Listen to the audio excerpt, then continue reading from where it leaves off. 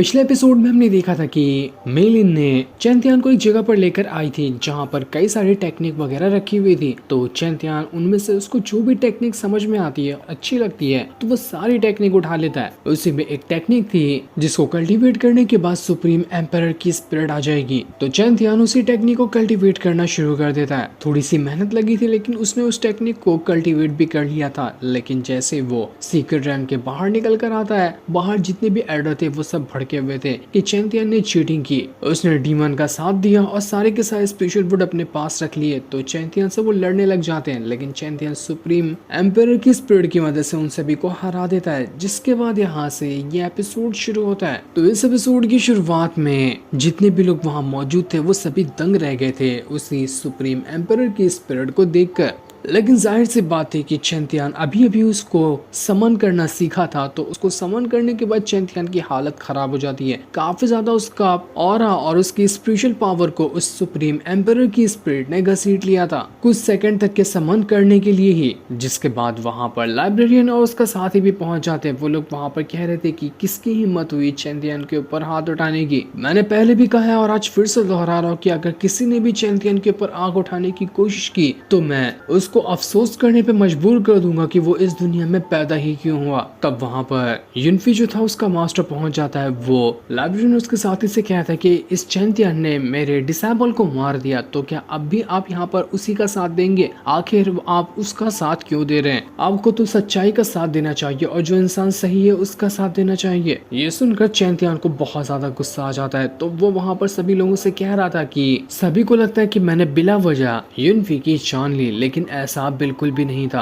अगर उस टाइम मेरी जगह कोई और भी होता तो भी वो उसको मार ही दिया होता। वो मूरान से कहता है कि जरा सभी को बताओ तो कि आखिर युनफी कैसे मरा। तो मूरान सभी को बता रहा होता है कि युनफी ने खुद को पोजेस कर लिया था। वो किसी डीमन की तरह बन चुका था और उसके बाद पागलों की तरह चैंतियान के ऊपर अटैक करने की कोशिश कर रहा था। चैंतियान ने उसके ऊपर तब भी अटैक नहीं किया, बस उसके अटैक को रोकने की कोशिश की। लेकिन जब उसने चैंतियान के ऊपर पीछे से हमला करके उसकी जान लेने की कोशिश की तो चैंतियान ने खुद के बचाव में उसको मार दिया। हम सब वहाँ पर मौजूद थे। इसमें चैंतियान की कोई गलती नहीं है। युनफी अपनी गलती की वजह से ही मरा है। चैंतियान के जितने भी दोस्त थे वो लोग कहने लगते हैं कि हम सब यहाँ पर गवाही देने के लिए रेडी हैं कि चैंतियान बिल्कुल निर्दोष है और सारी की सारी गलती युनफी की थी जिस वजह से वो मारा गया। तब दूसरा एल्डर वहाँ पर कह रहा था कि चलो ठीक है, युनफी का मामला तो खत्म हो गया, लेकिन चैंतियान ने डीमन का साथ दिया और सारे के सारे मैजिकल फ्रूट को हासिल कर लिया जो कि सभी के लिए थे, पर वो अकेला ही सब स्पिरिचुअल फ्रूट को रख गया। इसका जवाब भी मुझे चाहिए। लेकिन चैंतियान कहता है कि ऐसा तो किसी भी रूल में नहीं लिखा था कि वहां जाने के बाद सिर्फ एक ही स्पिरिचुअल फ्रूट लेना है। जिसके अंदर जिगरा हो तो वो सारे के सारे स्पिरिचुअल फ्रूट भी ले सकता है। तो मेरे ख्याल से मैंने कोई रूल नहीं तोड़े जिसकी सजा मुझे मिलनी चाहिए। इतना सब बहस होता हुआ देखकर एल्डर वेंतियान का दिमाग फिर जाता है। वो चिल्लाते हुए सारे एल्डर से कहते हैं कि बस बहुत हो गया, झूठे इल्जाम चैंतियान पे लगाकर उसको फंसाना बंद कर दो। तुम सब एल्डर की वजह से ही हमने आज तक न जाने कितने ही बेहतरीन डिसेबल को खो दिया है। जो भी डिसेबल मेहनत करके अच्छा बंदा, तुम लोग उसके ऊपर गलत इल्जाम लगाकर उसका करियर ही बर्बाद कर देते। लेकिन मैं चैंतियन के साथ ऐसा कभी नहीं होने दूंगा। तुम लोगों को क्या लगता है कि मेरी आंखें बंद है, मुझे दिखाई नहीं देता कि क्या सही है और क्या गलत है? आज के बाद अगर किसी ने भी चैंतियन के खिलाफ कुछ भी कहा तो मुझसे बुरा कोई नहीं होगा। सभी एल्डर की हालत खराब हो जाती है। वो एल्डर वेंतियन के सामने झुकते हुए कहते कि सीनियर प्लीज शांत हो जाए, हमसे गलती हो गई, हम आगे से चैंतियन के खिलाफ कुछ भी नहीं कहेंगे। चैंतियन आखिरकार यहाँ पर सारे के सारे मैटर से बच चुका था। तो वो एल्डर वेंतियन लाइब्रेरियन और उसके साथी का शुक्रिया करते हुए कहता है कि आप सभी का बहुत बहुत शुक्रिया जो आपने यहाँ पर आकर इस मैटर को शांत कर दिया। चैंतियन की हालत अभी भी काफी ज्यादा खराब थी। उसको अभी तक के ढंग से खड़ा होने की भी हिम्मत नहीं मिल रही थी। तो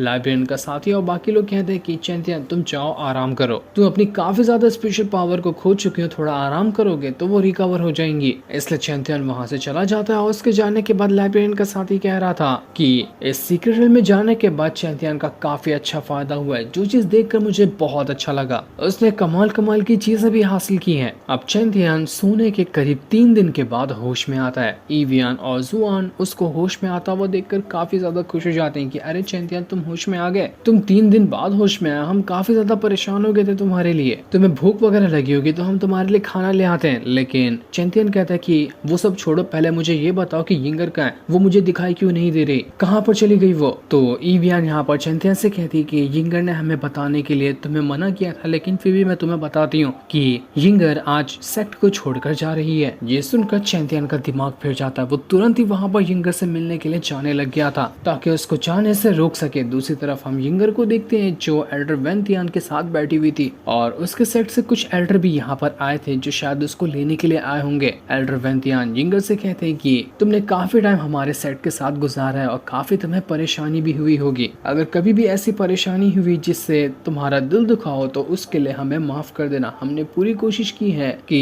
तुम्हें कोई भी परेशानी ना हो। जिस पर यिंगर कहती है कि नहीं नहीं, ऐसी बात नहीं है, मुझे यहाँ पर आकर कोई परेशानी नहीं हुई, बल्कि मैंने अपनी जिंदगी के काफी हसीन लम्हे यहाँ पर गुजारे हैं। कुछ ऐसे लोगों से भी मिली जिनसे मिलकर मुझे बहुत अच्छा लगा। वो यहाँ पर चैंतियन की ही बातें कर रही थी। दूसरा जो एल्डर वहाँ पर बैठा हुआ था वो यिंगर से कह रहा होता है कि आपने अब तक की जो भी परेशानी देखी हो, कुछ भी हो, वो सब खत्म हो जाएगा जब आप प्रिंस से शादी कर लेंगे। तो उसके बाद तो आपकी जिंदगी बस खुशियों से भर जाने वाली है। आप सभी चीजों को भुला देंगे और आपकी आगे की जिंदगी एक बहुत ही ज्यादा खूबसूरत जिंदगी में बदल जाएगी। एल्डर वेंतियान जो थे वो यिंगर से कह रहे थे कि देखो यिंगर, कभी भी तुम्हें कोई परेशानी लगे या कुछ भी ऐसा लगे कि जो तुम्हारे साथ गलत हो रहा है तो सिर्फ हमें एक छोटी सी खबर कर देना, हम सब वहाँ पर पहुंच जाएंगे तुम्हें हर चीज से प्रोटेक्ट करने के लिए। हमें गैर मत समझना, हम तुम्हारे अपने हैं और जो भी चीज हो वो तुम खुलकर बता सकती हो हमें। जिस पर वो एल्डर कह रहा था कि अरे ऐसा कह रहे हो आप जैसे कि यिंगर कोई वॉर वगैरह लड़ने के लिए जा रही है। अरे यिंगर हमारे प्रिंस से शादी करने के लिए जा रही है, उसको कोई परेशानी थोड़ी ना होने वाली है, उसकी जिंदगी बदल जाएगी और वो आप लोगों को भूली जाने वाली है, कभी यहाँ पर दोबारा लौट के भी नहीं आएगी। तो आप लोग तो यिंगर की टेंशन अपने दिमाग से निकाल ही दो, उससे कुछ नहीं होगा। लेकिन यिंगर उस एल्डर की सारी बातें सुनकर काफी ज्यादा उदास हो रही थी। उसको अंदर ही अंदर गुस्सा भी आ रहा था, लेकिन वो बेचारी कर भी क्या सकती थी। वो चैंतियन को किसी और ज्यादा मुसीबत में नहीं डालना चाहती, इसी वजह से वो जा रही थी प्रिंस के साथ शादी करने के लिए, क्योंकि चैंतियन पहले से उसकी वजह से कई सारी मुसीबतों में पड़ चुका है और उसी के लिए यिंगर ये वाली कुर्बानी भी दे रही थी।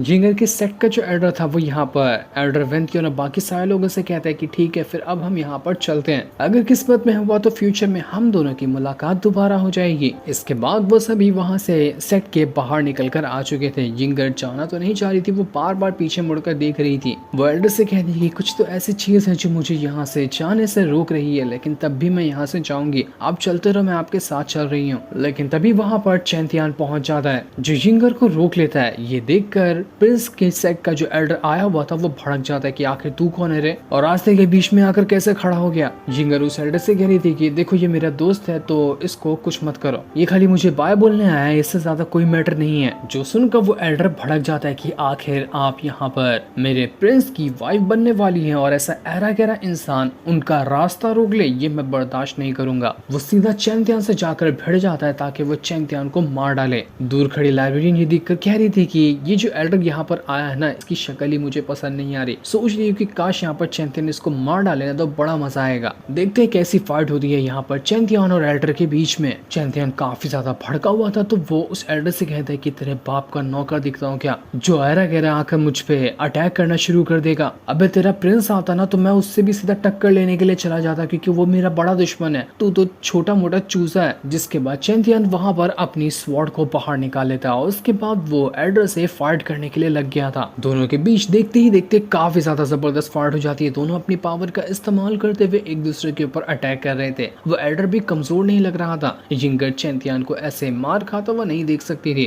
तो वो उसको बचाने जा रही होती, लेकिन दूसरा एल्डर उसको रोक लेता है। यही सब चीज की वजह से तो यिंगर यहाँ से जा रही थी, क्योंकि जब भी वो उसके साथ रहती है चैंतियन किसी न किसी मुसीबत में पड़ ही जाता है और आज भी उसकी वजह से वो यहाँ पर इस फाइट में पड़ गया। वो चैंतियन को चिल्लाते हुए कहती कि चैंतियन पागल हो गया, मैं 1000 बार कह रही हूँ जाओ ना यहाँ से, तुम यहाँ पर और फाइट नहीं कर सकते, चले जाओ यहाँ से। लेकिन चैंतियन कुछ भी सुनने को तैयार नहीं था। वो कहता है कि मैं कोई कीमत पे यहाँ से नहीं जाऊंगा और फिर वो दोबारा से उस एल्डर से फाइट करने लग जाता है। एल्डर यहाँ पर चैंतियन को बहुत मारता है, क्योंकि चैंतियन हाल फिलहाल तो अपनी इतनी ज्यादा एनर्जी को खत्म करने के बाद ही रिकवर हुआ था, तो वो अभी तक के ढंग से फाइट नहीं कर पा रहा था। इसी वजह से एल्डर फायदा उठाते हुए उसको बहुत मारता है। वो एल्डर जैसे ही चैंतियन के ऊपर एक बहुत ही ज्यादा खतरनाक अटैक करने वाला था कि चैंतियन अपनी पावर का इस्तेमाल करते हुए उस एल्डर को उड़ा कर ही दूर फेंक देता है। एल्डर की हालत खराब हो चुकी थी, लेकिन वो फिर भी हार नहीं मानता। वो चैंतियन से कह रहा था कि जिगरा ज्यादा है, लगता है कि आखिरी सांस तक के फाइट करना चाहते हो, फिर ठीक है मैं भी इसके के लिए रेडी हूँ। इसके बाद वो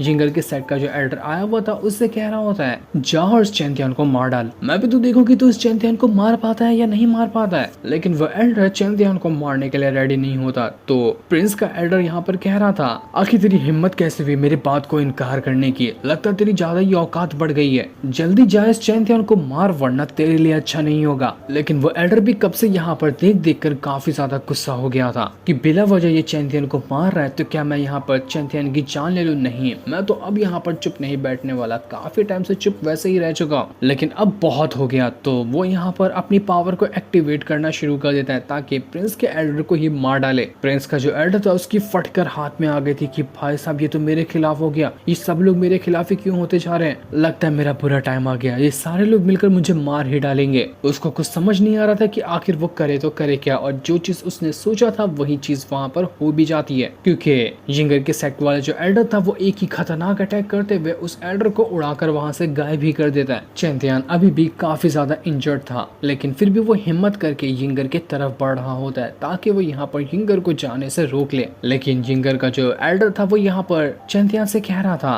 कि देखो मैं यहाँ पर यिंगर को नहीं रोकूंगा, मैं उसको लेकर जाऊंगा, लेकिन अगर तुम्हारे अंदर हिम्मत है, तुम्हारी किस्मत में लिखा हुआ यिंगर से दोबारा मिलना ना, तो तुम उससे जरूर मिलोगे, और अगर किस्मत में नहीं लिखा है तो तुम्हें किस्मत से लड़ना पड़ेगा। अगर तुम यिंगर को हासिल करना चाहते हो तो दिखा दो कि तुम अगर यिंगर को पसंद करते हो तो तुम उसके लिए क्या कुछ कर लोगे। इतना कहने के बाद वो जो एल्डर था वो अपने बर्ड पे सवार होकर यिंगर को लिए यहाँ से चला जाता है, जिसको जाते हुए बस चैंतियन वहां पर खड़ा खड़ा देख रहा था। जो चीज चैंतियन कभी होने नहीं देना चाहता था आज वही चीज यहाँ पर उसके आंखों के सामने हो गई थी। यिंगर उससे दूर जा चुकी थी, उसको हासिल करने के लिए न जाने अब चैंतियन को कितनी ज्यादा मेहनत करनी पड़ेगी। प्रिंस ही होगा उसका सबसे बड़ा दुश्मन जिससे लड़कर ही वो यिंगर को दोबारा हासिल कर पाएगा। जो सीन दिखाते ही ये एपिसोड यहीं पर एंड हो जाता है। थैंक्स।